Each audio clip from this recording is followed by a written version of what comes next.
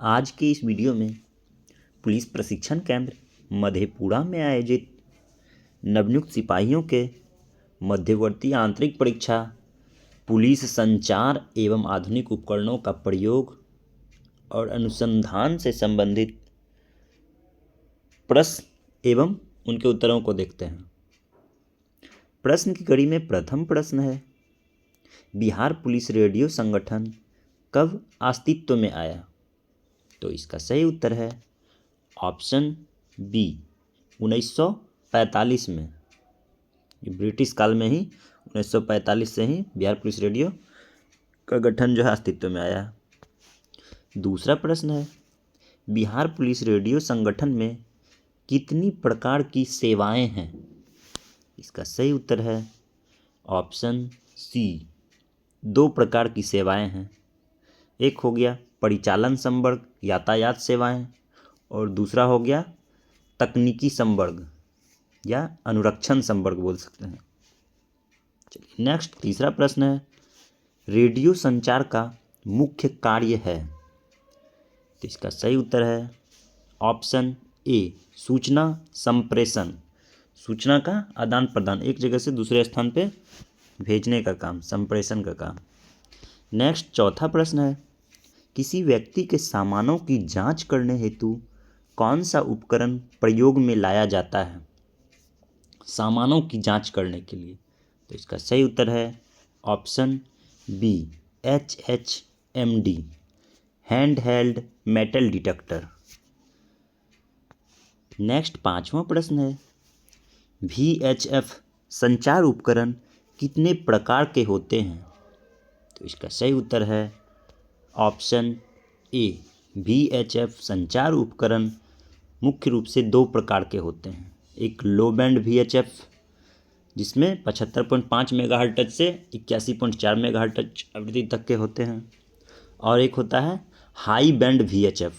High band VHF में 2 श्रेणी में बांटा गया है, को 2 श्रेणी में बांटा गया है। इस एक में 158.1 मेगाहर्ट्ज से 158.8 मेगाहर्ट्ज तक वाला, और एक 163.1 मेगाहर्ट्ज से 163.8 मेगाहर्ट्ज वाला। तो मुख्य रूप से हो गया VHF संचार उपकरण 2 प्रकार के होते हैं, लो बैंड VHF और हाई बैंड VHF। चलिए नेक्स्ट छठा प्रश्न है, पुलिस अधिकारी को अनुसंधान का अधिकार प्रदान किया गया है BNSS की, भारतीय नागरिक सुरक्षा संहिता की किस धारा के अंतर्गत? तो इसका सही उत्तर है ऑप्शन सी BNSS की धारा 176 से 193 तक के अंतर्गत जो है पुलिस अधिकारी को अनुसंधान का अधिकार प्रदान किया गया है। नेक्स्ट प्रश्न है, DK बसु बनाम पश्चिम बंगाल राज्य में सर्वोच्च न्यायालय द्वारा क्या निर्णय लिया गया? तो इसका सही उत्तर है ऑप्शन 1 गिरफ्तारी के संबंध में बताया गया है, दिशा निर्देश दिया गया है। DK बसु बनाम पश्चिम बंगाल राज्य 1997 में आया, जिसमें जो है गिरफ्तारी के संबंध में दिशा निर्देश दिया गया है। जैसे कि किसी को गिरफ्तार करने के लिए कोई पुलिस पदाधिकारी जाते हैं तो उसका पहचान और पदनाम का विवरण स्पष्ट होना चाहिए और वो बताएंगे भी। दूसरा कि गिरफ्तारी का मेमो तैयार करेंगे। नेक्स्ट गिरफ्तारी का मेमो तैयार करेंगे। नेक्स्ट हो गया कि गिरफ्तार व्यक्ति को जो है अपने परिवार या फिर दोस्तों को सूचित करने के लिए देंगे, उसको सूचित करने दिया जाएगा। चौथा कि उसका मेडिकल जांच करवाना चाहिए समय से, और उसको जो है अपने मनपसंद के वकील को रखने का अधिकार है और उनसे मिलने का अधिकार है। चलिए नेक्स्ट प्रश्न है, हथकड़ी लगाने के संबंध में निर्देश BNSS के किस धारा में उल्लेख किया गया है? तो इस प्रश्न को देखा जाए तो हथकड़ी लगाने के संबंध में जो है मुख्य रूप से निर्देश जो है BNSS की धारा 43(3) के तहत जो है पुलिस गंभीर अपराधों के मामले में दिया है। जैसे कोई आदतन अपराधी हो गया या फिर जिसके भागने का जो है खतरा बना हुआ है उसको हथकड़ी लगा सकते हैं, या फिर जो हत्या के मामलों में संलिप्त हत्या किया है उसको हम जो हथकड़ी लगा सकते हैं, या फिर जो बलात्कार के मामला में दोषी हो या फिर कोई आतंकवादी कृत्य में संलिप्त पाया गया हो, तो ऐसे अपराधी को हम हथकड़ी लगा सकते हैं। लेकिन यहाँ ऑप्शन के अनुसार से इसमें 46 सही माना जा सकता है, 46 सही होगा, क्योंकि इसमें भी जो है आवश्यक अवरोध ना करना रखा गया है। हथकड़ी लगाने के संबंध में जो है आवश्यक अवरोध नहीं करना, मतलब कब कब जो है हथकड़ी नहीं लगाएंगे। देखिए इसके ऑप्शन को देख लेते, जैसे धारा 36 हो गया, 36 में गिरफ्तारी की प्रक्रिया और पुलिस का कर्तव्य। 56 में आपका हो गया गिरफ्तार व्यक्ति के स्वास्थ्य एवं सुरक्षा का प्रावधान है इसमें। 66 देख लीजिए, 66 में सम्मन वाले व्यक्ति नहीं मिलने पर जो सम्मनता मिला। अगर सम्मन वाला व्यक्ति नहीं मिलता है उसके बाद जो है उस घर के वरिष्ठ पुरुष व्यक्ति को सम्मन का तामीला कराया जाता है, तो वही है। तो इसका सही उत्तर ऑप्शन बी हो सकता है, लेकिन एग्जैक्ट सही उत्तर जो है 43 का 3 होगा। चलिए नेक्स्ट 9 नंबर का प्रश्न है, तलाशी कौन ले सकता है? तो इसका सही उत्तर है ऑप्शन डी, इनमें से सभी। तलाशी थाना अध्यक्ष भी ले सकते हैं, अनुसंधानकर्ता भी ले सकते हैं, और वारंट तामीला के लिए जो है जिसे प्राधिकृत या निर्दिष्ट किया गया हो वो ले सकते हैं। नेक्स्ट 10वां नंबर प्रश्न है, पोस्टमार्टम के लिए सबके साथ निम्न में कौन कागजात साथ होना चाहिए? इसका सही उत्तर है ऑप्शन डी, इनमें सभी। मृत्यु समीक्षा रिपोर्ट, डेड बॉडी चालान एवं कमान पत्र सभी जरूरी है पोस्टमार्टम के लिए सबके साथ ले जाना। नेक्स्ट 11 नंबर प्रश्न है, निम्न शब्दावली श्वान दस्ता से संबंधित है, प्रत्येक का कर्तव्य का उल्लेख करें। इसमें प्रथम है स्नीफर श्वान, स्नीफर डॉग, स्नीफर श्वान। देखिए स्नीफर श्वान के बारे में, ये प्रशिक्षण श्वान है, डॉग है, किसी भी स्थान में छुपाए गए विस्फोटक पदार्थ को ढूंढ निकालने में सक्षम होते हैं। इसमें दूसरा है ट्रेकर। ट्रेकर क्या है? ट्रेकर जो है प्रशिक्षित श्वान के द्वारा संदिग्ध के छूटे सामानों को सूंघ करके पलायन की दिशा में, भागने वाले दिशा में जो है खोजबीन करके पहचान करना ही ट्रेकर है। दूसरा है हैंडलर, तीसरा है हैंडलर। हैंडलर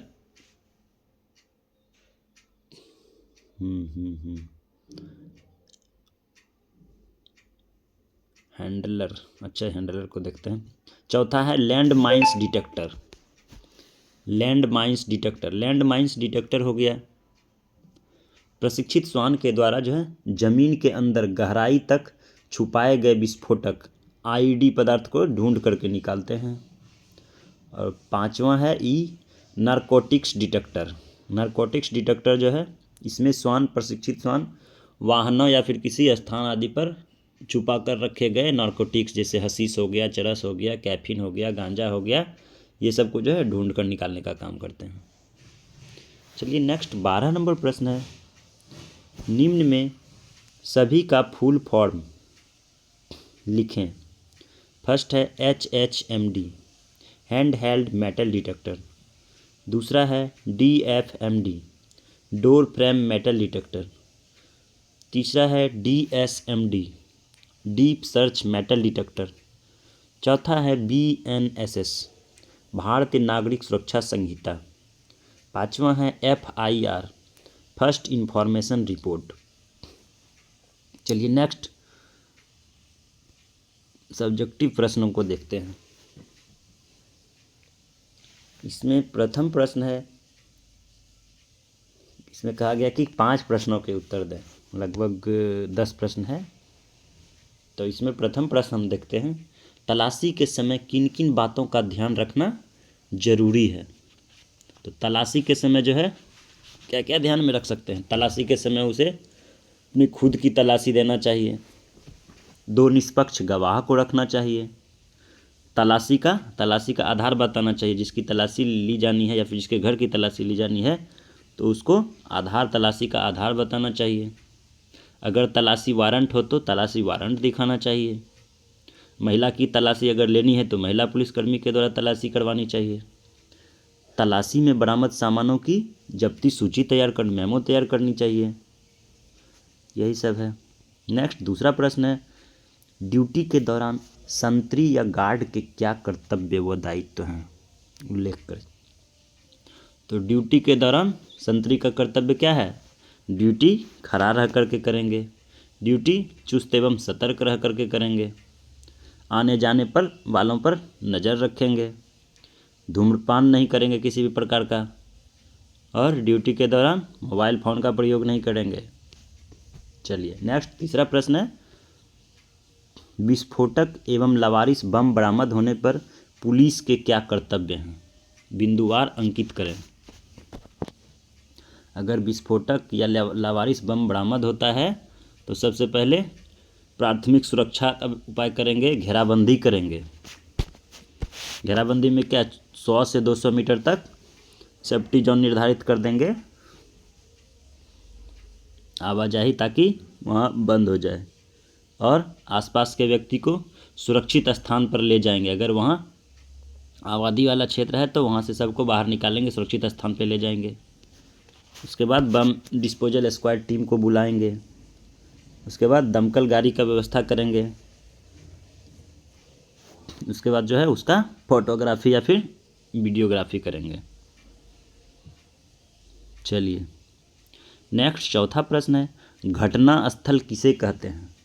घटना स्थल पर पहुंचकर पुलिस को किन किन बातों पर ध्यान देना चाहिए? तो घटना स्थल क्या है?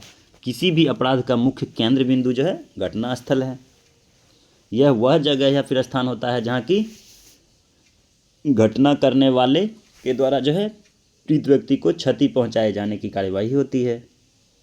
इसमें पुलिस का क्या कर्तव्य है? पुलिस का कर्तव्य है कि घटनास्थल की पहचान के बाद उसे सील कर देना चाहिए। मीडिया एवं फोटोग्राफी को जो है घटनास्थल से दूर ही रखना चाहिए, उसको घटनास्थल तक नहीं आने दिया जाना चाहिए। नेक्स्ट कि घटना से जुड़ी हुई वस्तु जैसे कि खून लगा कपड़ा हो गया, चाकू हो गया, धब्बा हो गया, फिंगरप्रिंट हो गया, अगर बैग है तो बैग, टायर, चिन्ह, हथियार आदि को जो है हाथ नहीं लगाना चाहिए ताकि सबूत नष्ट ना हो। अपने स्तर से घटनास्थल की फोटोग्राफी करना चाहिए। चलिए नेक्स्ट है पांचवा प्रश्न, गिरफ्तारी के पश्चात करने योग्य एवं ना करने योग्य के संबंध में मुख्य बातों का उल्लेख करें। तो गिरफ्तारी के समय जो है पुलिस को क्या करना चाहिए, करने योग्य बातें। तो पुलिस को गिरफ्तारी का कारण बताना चाहिए, रिश्तेदारों को सूचित करना चाहिए, मेडिकल जांच करवाना चाहिए, 24 घंटे के भीतर मजिस्ट्रेट के समक्ष उपस्थापन करवाना चाहिए, मनपसंद वकील रखने दिया जाना चाहिए, उनसे मिलने दिया जाना चाहिए। तो क्या नहीं करने, गिरफ्तारी के बाद जो है पुलिस को क्या नहीं करना चाहिए? तो अमानवीय व्यवहार नहीं करना चाहिए, उसे मारना पीटना नहीं चाहिए, उसे गाली गलौज नहीं देना चाहिए, अवैध हिरासत में नहीं रखना चाहिए, अनावश्यक हथकड़ी का प्रयोग नहीं करना चाहिए। चलिए नेक्स्ट प्रश्न है, अपनी तरफ से अपने जिला के पुलिस अधीक्षक को अपने थाना का खैरियत रिपोर्ट का एक वॉइस संदेश तैयार करें। चलिए इसको स्किप करते हैं, देख लीजिएगा आप लोग। नेक्स्ट सातवां प्रश्न है, BNSS की धारा 64, 66, 67 सम्मन की तामीला से संबंधित है, धारा के साथ तामीला की प्रक्रिया का उल्लेख करें। तो सबसे पहले हम देखते हैं BNSS की धारा 64 में है, सम्मन की तामीला कैसे की जाएगी?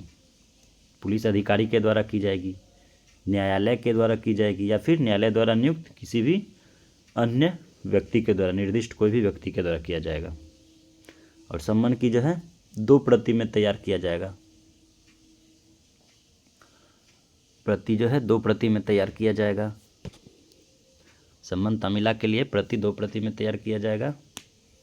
नेक्स्ट है इसमें धारा 66। धारा 66 में है, जब सम्मन को तामीला किए गए व्यक्ति ना मिले, जिसके लिए सम्मन जारी हुआ है, अगर वो व्यक्ति ना मिले तब तामीला करने की प्रक्रिया। अगर घर में जो है जिसके नाम से सम्मन जारी किया गया है वो व्यक्ति ना हो तो घर के वयस्क पुरुष को जो है सम्मन की प्रति हस्ताक्षरित करवाई जाएगी। नेक्स्ट है 67 BNSS की धारा 67 में जब धारा 64, 65 एवं 66 में उपबंधित रूप से संबंध तामीला ना की जा सके तब उसे जो है उस घर या स्थान के सहज दृश्य जहाँ की स्पष्ट दिखाई देता हो उस भाग में मुख्य द्वार पे चिपका दिया जाएगा इन संबंध की प्रति को।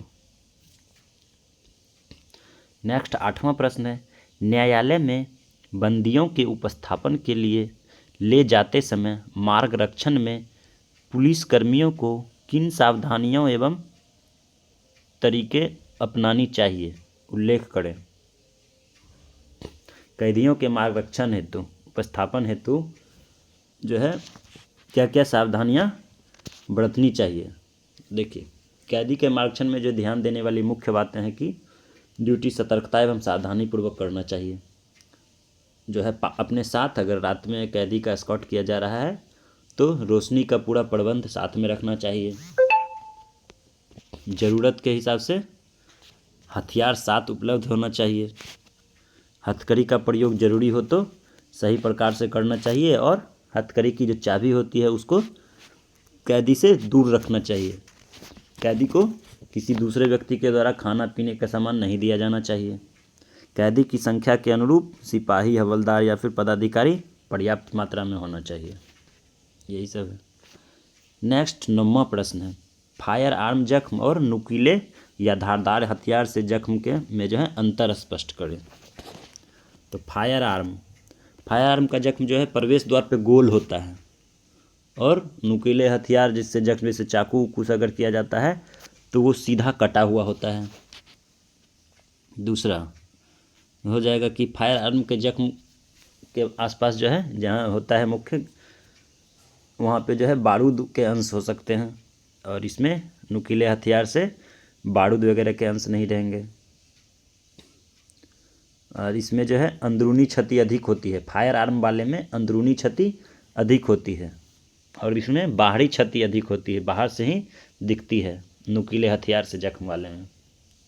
इसमें जो है प्रवेश द्वार के पास कालापन हो जाता है, रक्तस्राव कम होता है फायर आर्म वाले में, बंदूक की गोली से अगर क्षति हो रही है तो। और उसमें जो है प्रवेश द्वार के पास लालपन होता है, रक्त का स्राव ज़्यादा होता है नुकीले हथियार से वार वाले में। नेक्स्ट और अंतिम प्रश्न है 10वां प्रश्न, फांसी हैंगिंग के घटनाओं में क्या क्या लक्षण परिलक्षित होते हैं। मतलब जो फांसी लगा करके मरा है उसमें क्या क्या लक्षण जो है दिखाई देगा।